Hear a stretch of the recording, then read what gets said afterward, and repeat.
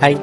So today I'm going to be teaching you how to make icons rotate in DaVinci Resolve. So how to make these animations. I'm going to teach you how to do them in Fusion. Hi, I'm Shaurya. I am the founder of Builder Brand and I am also building a marketplace for DaVinci Resolve Fusion. If you're an editor who wants to learn Resolve and wants to have access to the premium assets that I produce for my own team, you can check the link below. So let's not waste any time of yours and let's get into it.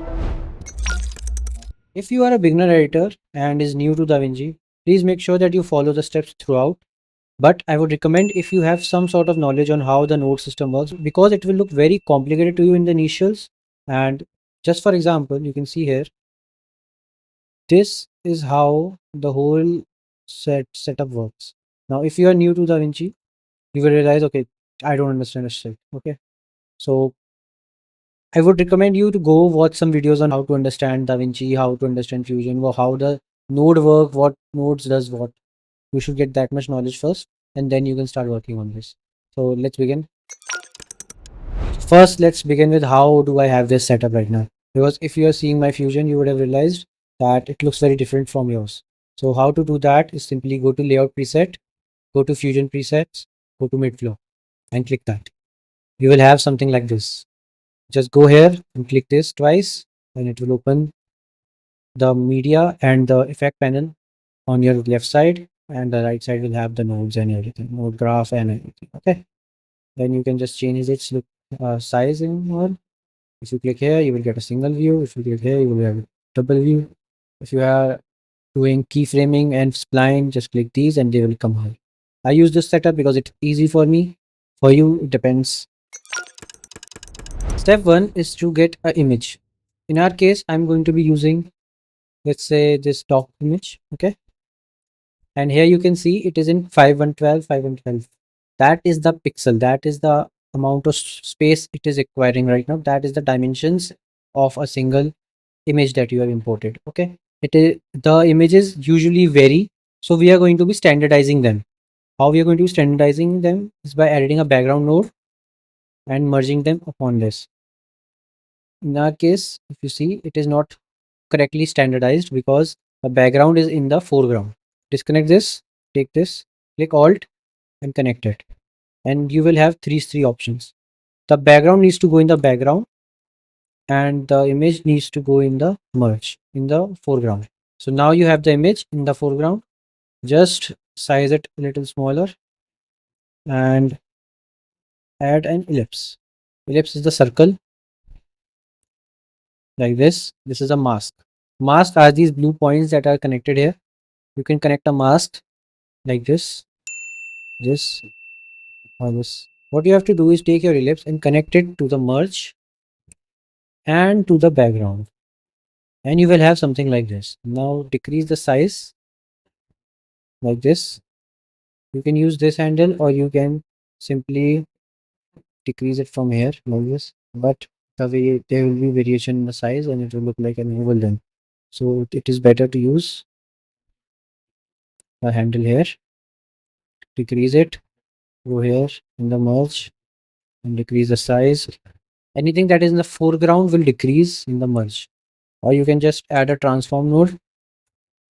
That too will work, changing the size. Okay, now once you have done this much, you have standardized this. Now you have to add three transform. Just copy paste it. Okay, now for this one, what you are going to do, this one will be used for the rotation. Go in angles and expression here, right click it, add an expression minus time. So main reason we are adding this so that with every frame it moves, the value changes. In this case, if it is 1, then the value will be 1, 2, 3, 4, 5, 6 according to the frame. So it will continuously work. So something like this will happen. Now for the second case, this will be the pivot point. You can say the radius. Okay, what you have to do is simply change the y-axis of it and you will have something like this. Okay, now this transform will be used to give angles to your circle, to your icon. In our case, if we change it like this, let's say it is going to change the position of this. Now we have to decrease the y-axis because it is quite high, and then you can change the angles. Okay. Now once you have these three sorted, just select all of this, copy it, and paste it again and again. Okay. Let's say you have to make 3.1. So this is all you need. Delete this one. Take this one, copy it, click this one, and Ctrl Shift and V. You will create an instance. Do the same here. Ctrl Shift V. You will create another instance. Instance means that whatever values I will change in this transform, these will automatically change. Why we did that? So that we can change the radius of all of them together. Okay. Now we are going to be merging them together. What you have to do is add a multi-merge and connect a background to it. This background needs to be an empty alpha value and connect all of this to it. And it will look something like this. Now from these transform you can change the angle as much as you want. I'll just say this and this. This.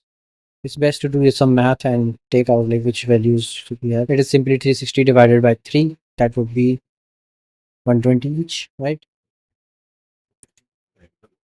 We'll just say 120, 240, and 360.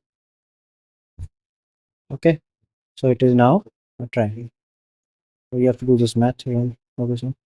Then once you have this in multi-merge, you will see you can add a transform here now. And this transform will be used to rotate. What you're going to do is connect it to time for now. If you want it faster, you have to like type something like this, time star and 2. It will go faster. See, if you want it slow, just add time. You can divide it, you can multiply it, you can plus it, you can minus it. So okay, just add a value here if you want to increase or decrease the timing of the whole clip. Okay, now if you see, these things are not technically oriented right. Okay, so just you have to do is click here, let's say 240, come here and add minus 242. It will be centered. Same you have to do for this one. So we have 120, just come here, minus 120. Okay. Now once it starts rotating, it will automatically be oriented. If it is going clockwise, it is going anti-clockwise here. So it balances out. So it looks like a straight image to us, but it is actually rotating. Okay. Now here you have it. After this, you just have to do one thing. Add a ellipse, add a background, just connect it to this one, merging it, then add a background to it. Click here, increase the border width, decrease the solid, view the merge, take this, something like this, change it to white, and you will have a circle.